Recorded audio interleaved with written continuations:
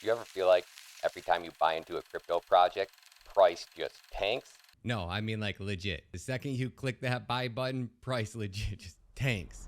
And don't worry, I used to be an expert at buying the rip and selling the dip. It wasn't until I got liquidated on a $10,000 Cardano long that I really started to wake up and realize how little I knew and understood about blockchain technology. So, in today's video, I'm going to teach you 5 tips that will help prevent you from buying into scams, Ponzi schemes, and rug pulls. Ready? Let's dive deep.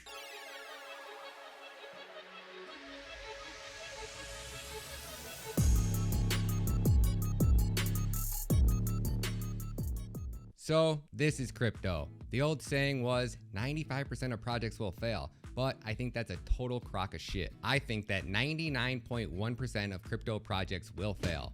And the sad part is, all the warning signs are there, but your favorite influencers are choosing to ignore them so they can pump their own bags. I say that because the statistical probability of them making it to the 2025 crypto bull run without major regulations is slim to none. When regulations drop, you will see 99% of shatcoins get delisted from every centralized and decentralized exchange. Yes, you heard me right. The only thing decentralized about a decentralized exchange is the name. We know last time the SEC came knocking, Uniswap delisted a ton of tokens. Uniswap told us that the exchange is decentralized, but the user interface is owned by the foundation, not the community. So, like I was saying, regulations will wipe 99.1% of altcoins off the map. So let's dive in. Tip number 1, if your project is truly decentralized, I guarantee you they will have a GitHub. Why is that? Because GitHub is a code hosting platform for version control and collaboration. It lets you and others work together on projects from anywhere in the world. If we pull up Kadena's page on CoinMarketCap and we click on the source code tab, Kadena's GitHub will open. You can see 9,978 comments. Think of comments like code updates. You can also see the dates that these comments were made. Now, I'm sure you've heard people saying that this is the bear market for builders, especially for new projects. There should never be a week that goes by that you don't see new comments added to GitHub, let alone a week or a year. And I'll have a dedicated video tutorial on how to read GitHub launching next week, so stay tuned. That leads us up to tip number 2, run background checks on your developers. If Little Bunny Crotch Rocket DAO claims that they are going to revolutionize the DeFi space and give central banks a run for their money, well then, they're gonna need one hell of a developer team. If you are ever watching an AMA and you're getting shilled some hopium BS, request for their team to share their developers' GitHub handles. For example, if we click back on Kadena's GitHub, again, at the bottom right of the screen, we can see contributors. If we swing back over to Kadena's website, we can see Meet the Team. Right here is where we see Emily Fillmore.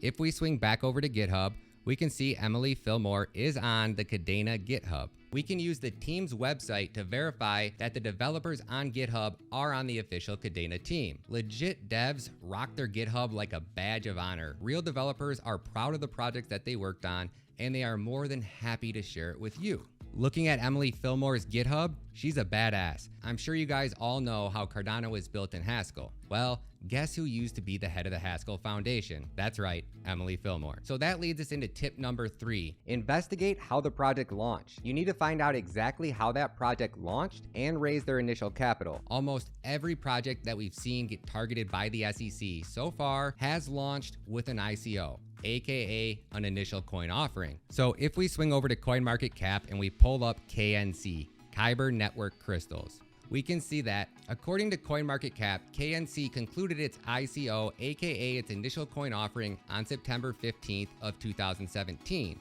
raising $52 million, selling each KNC token at a price of 0.0016 ETH. According to the initial token distribution paper, 61% of tokens were sold in the ICO, 19% of which were saved for the founders and advisors, and the remaining 19% was reserved for the company.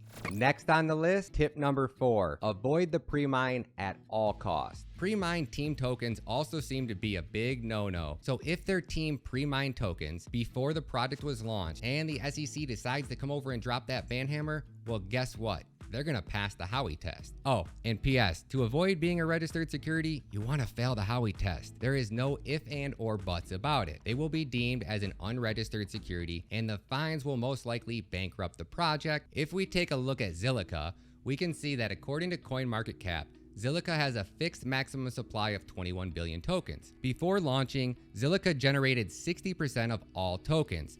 12.65 billion ZIL were to be distributed at the token generation event, and the remaining 40%, 8.4 billion ZIL, will be created through the mining process. Now, I would personally suggest avoiding anything that has been pre-mined because the risk versus reward just really isn't there in my opinion, and regulations are very speculative. You never know, and they might never happen. So definitely do your own research. This is just my personal opinion and the strategy that I've been using. And finally, tip number 5, and my personal favorite, spend at the very least 40 hours researching the project before you invest a penny. One of my favorite quotes from Warren Buffett is, "Diversification is protection against ignorance," meaning that you don't need to invest in 1,000 different projects to become successful. When you do the research and you find the projects that you truly like, bet big. If you make 20 different $1,000 investments and one of those projects, just one, does a 20x, but the others barely make it or barely do anything, if not lose, you pretty much break even. Spend time doing the research and invest $10,000 into 2 projects instead of $1,000 into 20 projects. This was a big eye opener for me because I used to have 10 different crypto wallets with